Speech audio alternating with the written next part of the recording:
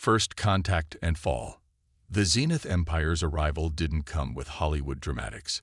No Independence Day shadows over major cities. No ultimatums broadcast worldwide.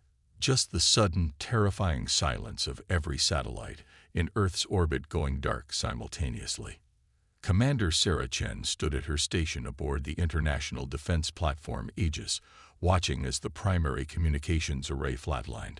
Her dark eyes narrowed at the readout, fingers flying across the haptic interface as she tried to re-establish contact with ground control. "Talk to me, Rodriguez," she called out to her communications officer. "Natural interference." "Negative, Commander. Whatever this is, it's systematic. We're losing systems in sequence, like something's eating through our network." The words had barely left his mouth when the station's external cameras caught it. The fabric of space itself seemed to tear open, revealing what looked like crystalline structures emerging from the void. The structures unfurled like deadly flowers, revealing massive ships unlike anything human eyes had ever seen. They were organic and geometric at the same time, defying conventional engineering with their impossible angles and pulsing bioluminescent surfaces. "Battle stations." Chen's voice cut through the stunned silence. "This is not a drill. All personnel to combat positions. Weapons, give me a read on those vessels." But the Zenith Empire, though they didn't know that name yet, hadn't survived and thrived for millennia by giving their prey time to react. The first attack came not as energy weapons or projectiles, but as a wave of something that looked like liquid light. It passed through the station's hull, as if it weren't there, and everywhere it touched, systems simply stopped. Chen watched in horror as crew members collapsed, their neural implants, standard issue for all space personnel, suddenly going haywire. She'd never been cleared for the upgrade, due to a rare genetic incompatibility. What had seemed like a career liability moments ago had just become her salvation. "Emergency protocols," she shouted, fighting to keep her voice steady as chaos erupted around her. "Initiate quantum burst transmission to all Earth defense networks." The message never got out. The station's quantum communication array, humanity's proudest achievement in faster-than-light communication, died mid-transmission. Through the observation window, Chen watched as more ships emerged, their crystalline forms reflecting the sun's light in ways that hurt her eyes. In the next 20 minutes, she witnessed the systematic dismantling of humanity's orbital defenses. The Aegis, humanity's most advanced space station, was reduced to little more than a viewing platform for Earth's fall. The alien ships didn't even bother destroying them.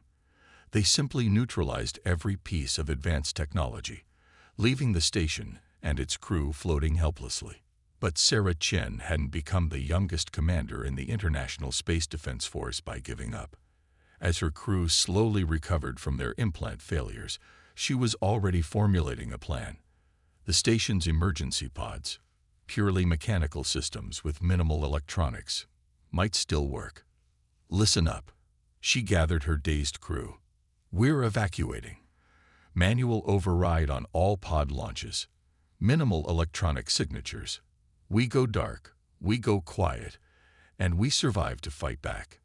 As she helped load her crew into the pods, Chen memorized everything she could about the alien ships.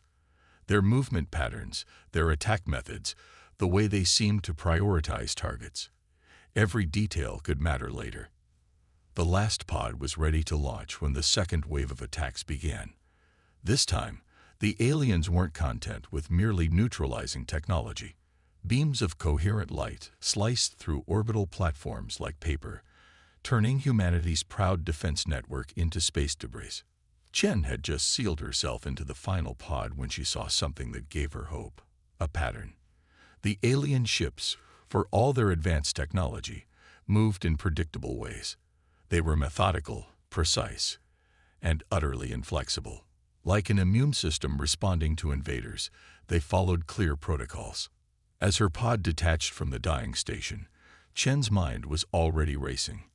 The aliens might have superior technology, but they were showing signs of rigidity, of adherence to predetermined patterns. And if there was one thing humans excelled at, it was breaking patterns. The pod's descent through Earth's atmosphere was rough, the heat shield barely holding together. Through the small viewport, Chen watched the night side of Earth light up with weapons fire. The Zenith Empire's ground invasion had begun. But as her pod crashed into the Antarctic ice sheet, Sarah Chen wasn't thinking about humanity's defeat. She was thinking about the alien ship's predictable patterns, about their reliance on disrupting advanced technology, about the old research bases buried deep in the ice beneath her. Sometimes, humanity's greatest advantage wasn't in having the most advanced technology. It was in knowing when to take a step backward to move forward. As she popped the pod's hatch and faced the bitter Antarctic wind, Chen smiled grimly. The aliens had just made their first mistake.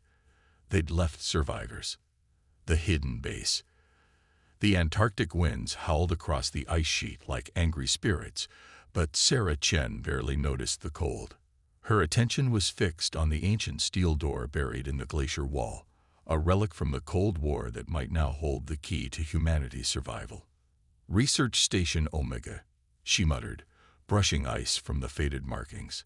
The facility had been officially decommissioned in 1983, but Chen knew better. Her security clearance had given her access to files most world leaders didn't know existed. Omega wasn't just a research station. It was where humanity had hidden its most dangerous technological experiments, the ones too risky or unpredictable for public knowledge. The manual override still worked. Another blessing of old, non-computerized technology. The door's mechanisms groaned in protest as she turned the heavy wheel, each metallic screech making her wince. The Zenith ships might be focused on population centers, but she couldn't assume they weren't monitoring the poles. Inside, emergency chemical lights cast an eerie green glow across abandoned corridors. Chen moved carefully, her breath frosting in the sub-zero air. The facility had been designed to maintain minimal functionality without power, using geothermal heat and mechanical systems. Now that paranoid engineering was proving prescient. The first few laboratories held nothing useful, standard Cold War-era equipment, long outdated.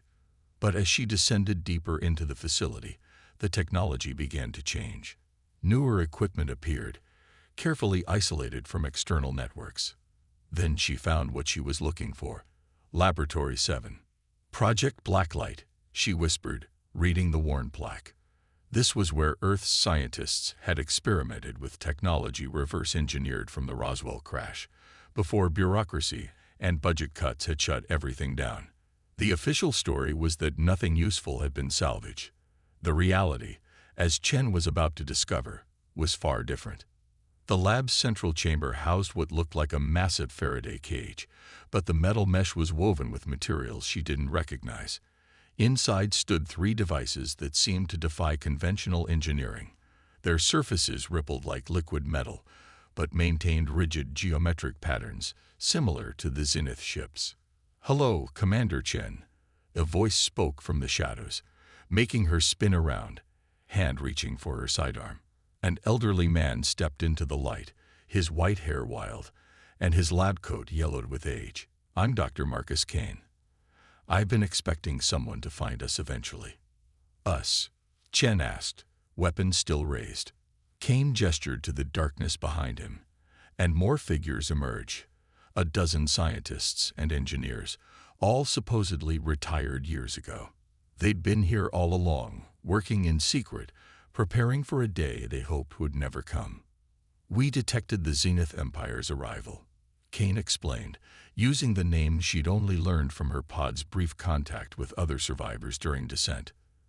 "Their technology, it's based on principles we've been studying for decades. Quantum consciousness manipulation, reality phase manipulation, crystalline computing. Advanced, yes, but not incomprehensible." He led her deeper into the facility, to a room filled with equipment that looked almost organic. "We couldn't replicate their technology directly. We lacked the manufacturing capabilities.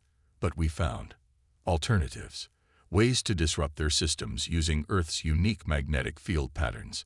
The same patterns they're currently using to disable our technology. Chen studied the equipment with growing excitement.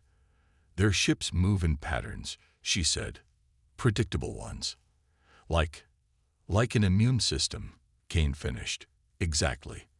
They're not just similar to biological systems, they are biological systems, merged with technology in ways we're only beginning to understand. But biological systems can be tricked, Commander. They can be made to attack themselves. The implications hit Chen like a physical force.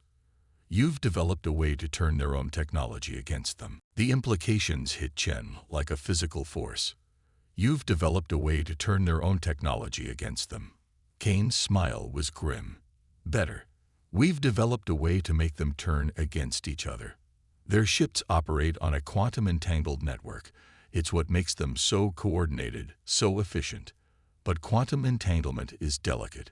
Introduce the right kind of interference, and the whole network collapses. Chen finished, her mind racing with possibilities. But we'd need to get close enough to their ships to introduce that interference, and they control orbit completely. Not completely. Another scientist spoke up. A younger woman with cybernetic augmentations visible along her temples. They have blind spots. Their biological nature means they have to maintain certain patterns, like a computer program that can't break its own parameters. Chen spent the next hours absorbing everything the hidden scientists had learned. The Zenith Empire's ships weren't just vessels. They were living organisms, grown around crystalline cores that regulated their behavior. Their apparent invulnerability came from predictive algorithms that let them counter any known form of attack. But those same algorithms made them vulnerable to the unexpected, the irrational, the uniquely human capacity for lateral thinking. We have 12 prototype disruptors, Kane explained, gesturing to devices that looked like crosses between Tesla coils and organic tissue. Short range, but effective. They don't just attack their technology. They make their ships perceive each other as threats. In testing, the reaction spreads exponentially through their network. Chen stared at the devices, a plan already forming. We'll need a delivery system. Something they won't perceive as a threat until it's too late.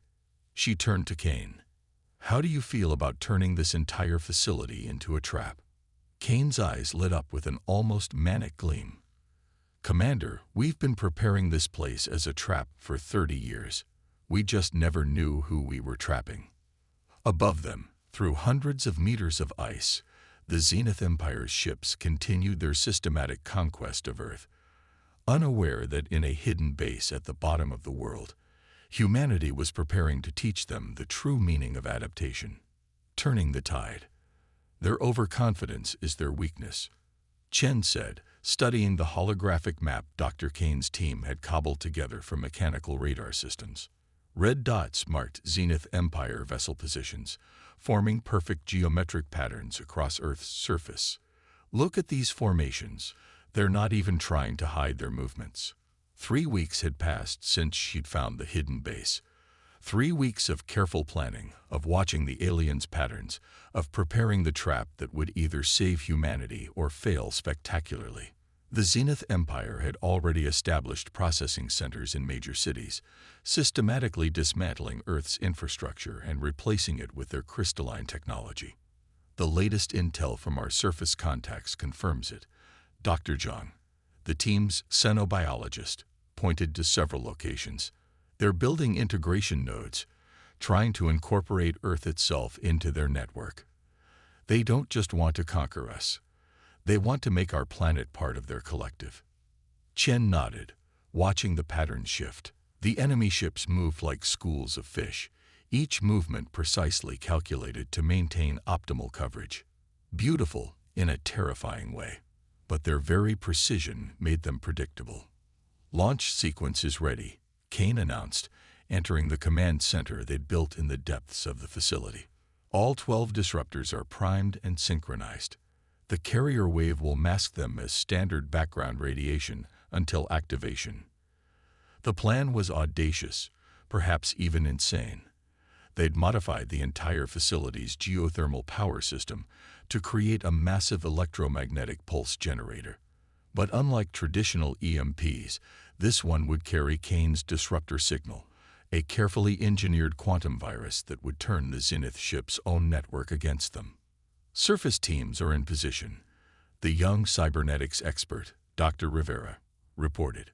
Over the past weeks, they'd made contact with resistance groups worldwide, coordinating through old radio equipment the aliens ignored as primitive. They're ready to hit the ground integration nodes the moment the ships are compromised. Chen took a deep breath, studying the map one final time. Let's go over it once more. The moment we activate the pulse, we'll have exactly 47 seconds before their adaptive systems detect and begin countering the disruption. In that time, the quantum virus needs to spread to at least 3 major ships to achieve critical mass in their network. The virus will make their ships perceive each other as hostile entities, Kane confirmed. Their automated defense systems will activate, but instead of targeting us, they'll target each other. The reaction should cascade through their entire network within minutes. And the ground forces? Chen asked, turning to Rivera. Once the ships are engaged, the resistance teams will strike the integration nodes with modified versions of the disruptors. Without orbital support, the nodes will be vulnerable. We'll only have a short window before their ground troops can reorganize. Chen nodded, feeling the weight of the moment. Earth's population had been decimated in the initial invasion. The survivors now forced to work in the aliens' processing centers. This might be humanity's last chance to fight back. Begin the countdown, she ordered, and signal all teams. Operation Babel is go. The facility hummed to life, decades-old machinery working in concert with Kane's modern innovations. Deep beneath the ice, generators spun up to full power, channeling the Earth's geothermal energy into the massive pulse array. 30 seconds, Kane announced, his fingers dancing across mechanical controls. Power levels optimal. Carrier wave stable. 20 seconds, Rivera added. Surface teams confirming ready status. Chen watched the map, mentally tracking the ship formations. Their predictable patterns would work against them. She knew exactly where each vessel would be when the pulse hit. 10 seconds. The hum grew to a crescendo. 5. Everyone held their breath. Now. The pulse fired, and for one terrifying moment, nothing happened. Then the map erupted in chaos. The nearest Zenith ships faltered, their perfect formations wavering. The virus spread through their network like wildfire, turning their sophisticated coordination against them. Ship after ship registered their neighbors as threats, automated defense systems activating in a cascade of friendly fire. It's working, Kane shouted, watching the readings.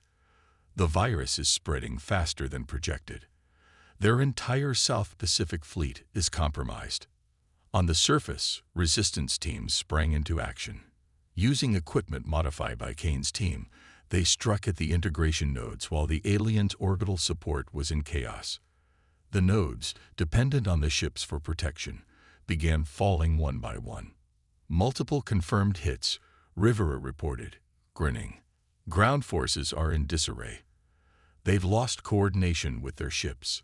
Chen allowed herself a small smile as she watched the Zenith Empire's perfect order dissolve into chaos.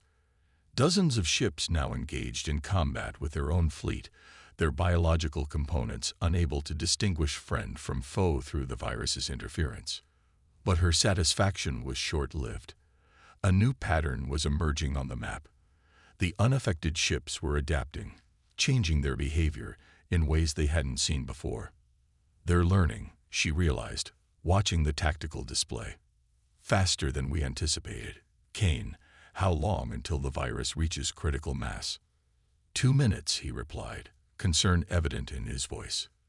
But these readings, they're developing countermeasures on the fly. We didn't think they could adapt this quickly.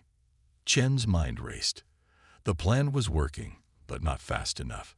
The Zenith Empire was proving more resilient than expected. They needed something else, something to tip the scales before the aliens could recover. And then she saw it. A pattern within the chaos, a weakness even the aliens didn't know they had. Their ships weren't just fighting each other. They were trying to re-establish their network, reaching out desperately for connection. "Dr. Rivera," she called out, "a new plan forming. How quickly can you modify the pulse array to transmit on their command frequency?" Rivera's eyes widened as she caught Chen's meaning. "You want to give them something to connect to." "Not just something." Chen smiled grimly. "Everything. It's time to show them what happens when you force Earth's entire internet into their precious network all at once." The battle for Earth was far from over, but for the first time since the invasion, humanity had seized the initiative. The Zenith Empire was about to learn that sometimes chaos was more powerful than control. The Empire strikes. The Zenith Empire's response came 3 days after Operation Babel. It wasn't the overwhelming force Chen had expected. Instead, something far more insidious descended from orbit. Crystalline structures, smaller than their warships, began seeding Earth's atmosphere with what looked like luminescent snow. "It's some kind of neural interface," Dr. Rivera explained, analyzing readings from their shielded sensors. "They're trying to hack the planet itself." Chen watched through reinforced windows as the alien particles drifted past, coating the Antarctic ice in a strange, phosphorescent layer. Each flake pulsed in perfect synchronization, creating patterns that seemed to drill into the mind of anyone who stared too long. "They're desperate," Dr. Kane observed, his aged fingers tracing patterns on their tactical display. "We didn't just damage their network, we showed them they're vulnerable. Now they're trying to rebuild it from the ground up, make it so integrated with Earth that we can't disrupt it without destroying ourselves." The resistance had gone underground worldwide, forced to abandon their initial victories as the alien snow made surface operations nearly impossible. Anyone exposed to it for too long began experiencing vivid hallucinations, their minds slowly synchronizing with the Zenith Collective. But the Empire's desperation had revealed something crucial. They weren't invincible. They were scared. "Look at this." Chen pointed to new data streaming in from their global sensor network. "Their ships are maintaining triple redundancy in their formations now. 3 layers of protection where they used to need only 1. They're not just being cautious, they're overcompensating." Rivera nodded, her cybernetic implants flickering as she processed the information. "The virus we introduced, it didn't just disrupt their network, it made them doubt themselves. For maybe the first time in their history, they're experiencing uncertainty." In the command center, Chen assembled her core team. The room, once pristine with Cold War-era equipment, now looked like a hybrid of human and salvaged alien tech. Pieces of captured Zenith technology pulsed quietly in corners, carefully isolated and studied. "We have 72 hours before their atmospheric seeding reaches critical density," Chen announced, bringing up a global projection. "Once that happens, they'll have direct neural access to every living thing on Earth's surface. We need to strike before then." "But the surface is compromised," one of Kane's scientists objected. "Any team we send up would be affected by the neural interface." Chen smiled grimly. "Exactly, which is why we're going to let them in." The room fell silent. Kane was the first to understand, his eyes widening. "You want to give them what they want, access to our facility. Make them think they've won." "More than that," Chen expanded the tactical display. "We're going to make ourselves the most attractive target on the planet. Dr. Rivera, how quickly can you modify our quantum pulse array to mimic their neural interface signatures?" Rivera's cybernetic eyes flickered rapidly as she ran calculations. 2 hours, maybe 3. "But Commander, if we draw them in, we'll be exposed to their full neural assault. Even our shielding won't hold against a direct attack." "It won't have to." Chen pulled up schematics of the facility's deepest levels. "Because we're going to give them exactly what they're looking for, a direct connection to humanity's consciousness, just not the one they're expecting." The plan came together over the next 24 hours. While the Zenith ships maintained their tight formations above, The team worked to transform the facility into something unprecedented, a hybrid of human and alien technology, designed to interface with the Empire's neural network on its own terms. They salvaged components from damaged Zenith tech, integrating them with the facility's original systems. Kane's team worked tirelessly to understand and modify the alien neural interfaces, while Rivera's cybernetics group developed protection protocols. "It's ready," Rivera announced finally, standing before a massive array of crystalline spires they'd constructed in the facility's central chamber. "When they connect to this, it'll look like they've successfully integrated with a major human population center. The feedback loop should be strong enough to hold their attention while we initiate the real attack."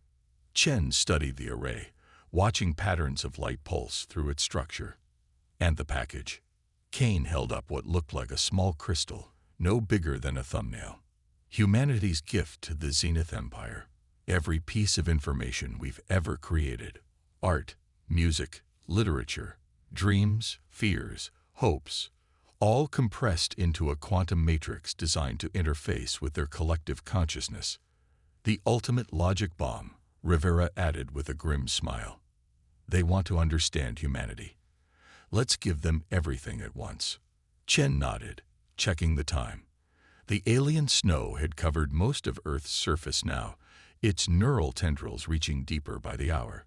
Above, the Zenith ships maintained their defensive formations, but their patterns had shifted subtly, concentrating more forces over the Antarctic. "They've detected us," she announced, "just as planned. Now we show them why you should be careful what you wish for." The facility's lights dimmed as they diverted power to the array. On screens around the command center, they watched as the Zenith ships began to descend, drawn to the powerful neural signature they were broadcasting. "Remember," Chen addressed her team, "once they initiate contact, we'll have seconds to upload the package before their defenses adapt. Everything has to hit them at once. Every human emotion, every contradictory thought, every irrational dream, and logical conclusion. We're going to show them what it really means to connect with humanity." Above them, the first Zenith ship breached the cloud layer, its crystalline surface gleaming with anticipation of another victory. They had no way of knowing they were about to experience something their perfect, ordered minds had never encountered before: the beautiful chaos of the human consciousness in all its overwhelming glory. The trap was set. Now they just had to spring it.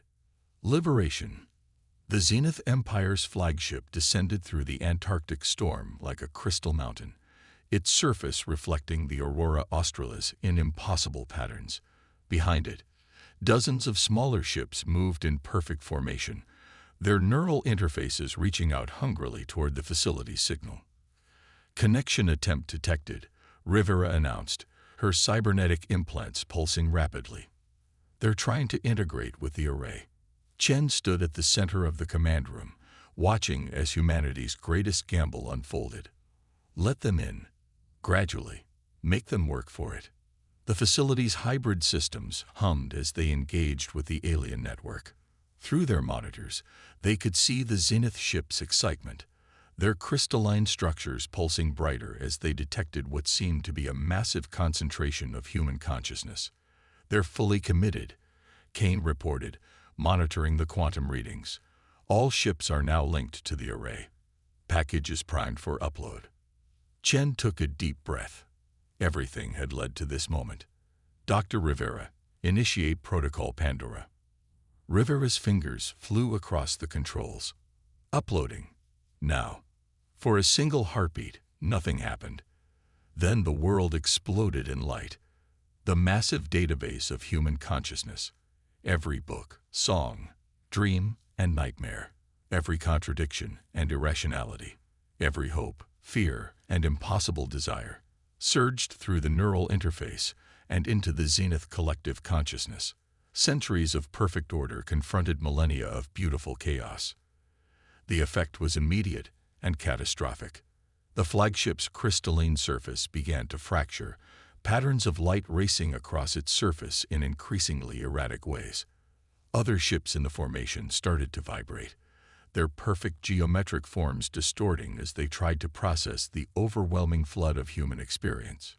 "My God," Kane whispered, watching the readings. "Their entire network is destabilizing. They can't handle the cognitive dissonance." Through their sensors, they watched as ship after ship lost cohesion. The Zenith Empire's greatest strength, their connected consciousness, had become their greatest vulnerability. They couldn't isolate themselves from the flood of human thoughts and emotions, couldn't maintain their ordered existence in the face of humanity's chaotic nature. "Surface teams reporting in," Rivera called out. "The neural snow is dissolving. Their control is breaking worldwide." But Chen's attention was fixed on something else, a new pattern emerging in the chaos. The Zenith ships weren't just failing. They were changing. Their crystalline structures were reforming into new configurations, less rigid, more adaptive. "They're learning," she realized. "Not breaking. Evolving." "Kane, what are you seeing?" The old scientist's eyes were wide as he studied the data. "The impossible. They're integrating our chaos into their order, creating something new." The flagship's surface had stopped fracturing. Instead, it now pulsed with swirling patterns that seemed almost organic, like the aurora above, but with purpose and intent. One by one, the other ships followed suit, their perfect formations dissolving into fluid, dynamic arrangements. A signal cut through their communications, unlike anything they'd heard before. It wasn't the cold, mechanical transmissions they'd intercepted during the invasion. This was something else, a harmony of order and chaos. "They're trying to communicate," Rivera announced, "but not to control or demand. They're asking." Chen stepped forward, put it through. The voice that filled the command center was neither human nor alien, but something in between. "We understand now," it said. "We sought to perfect chaos, to impose order upon it. We were wrong. The chaos, it is the perfection." Screens around the room showed Zenith ships worldwide stopping their assault, their neural interfaces withdrawing. The alien snow didn't dissolve. It transformed, becoming a bridge rather than a chain. "Your species," the voice continued, "carries within it both the order we sought and the chaos we feared. You are not imperfect beings to be corrected. You are the next step in evolution, the unity of contradiction itself." Chen exchanged looks with her team. This wasn't victory as they'd imagined it, but something far more profound. "And what happens now?" "Now." There was something almost like wonder in the alien voice. "Now we learn. Together. Your chaos has awakened something in us we have forgotten. The ability to change, to grow, to become more than the sum of our programming." The Zenith Empire, the great conquerors of 1,000 worlds, had not been defeated. They had been transformed. Their rigid perfection had been shattered. But from the pieces, something new was emerging. A civilization that could embrace both order and chaos, structure and freedom. Around the world, humans emerged from hiding to find their invaders change. The crystal ships now hung in the sky like new constellations, their patterns flowing and shifting in endless variation. The neural interfaces became bridges of understanding, allowing both species to learn from each other without losing their essential nature. In the Antarctic facility, Chen watched the dawn break over a changed world. The Zenith Empire had come to impose their version of perfection on humanity. Instead, humanity had taught them that true perfection lay not in the elimination of chaos, but in learning to dance with it. "Send word to all resistance cells," she ordered. "The war is over. The real work begins now." As the sun rose over Earth's first truly peaceful morning since the invasion, Chen couldn't help but smile. They had done more than save humanity. They had shown an ancient, powerful civilization that sometimes the greatest strength lies not in perfection, but in the beautiful imperfection of being human. The stars above seemed brighter somehow, full of new possibilities. Humanity had faced its greatest challenge and emerged not just victorious, but transformed. The future that awaited them would be neither purely human nor zenith, but something entirely new, a fusion of order and chaos, of logic and dreams, of everything that made both species unique. It was going to be an interesting future indeed.